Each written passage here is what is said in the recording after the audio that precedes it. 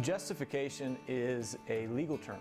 It basically means a declaration of just or a declaration of righteous. So imagine that you're in a courtroom. You have been accused of a crime. You're standing before the judge and the evidence is presented to that judge. And at the end of the trial, the judge will either declare you guilty or he'll declare you just. He'll declare you righteous. Now in the Christian sense, justification is used to refer to the fact that in Christ we are declared righteous before God, the judge. Well, how can that be? How can a sinner be declared just by a just God?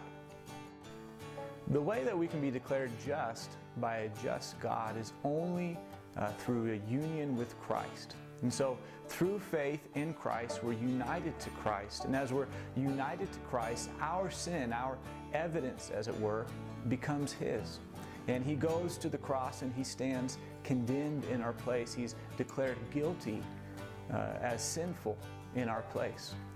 And on the other side of that equation, we instead get His evidence, as it were. We get His perfect record of obedience to the law. We get His account of righteousness before God the judge.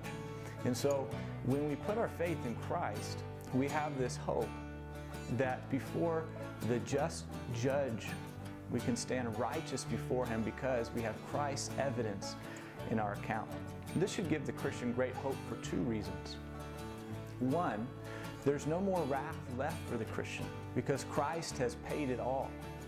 And secondly, instead, we have the full favor and blessing of God because we have Christ's righteousness in our account.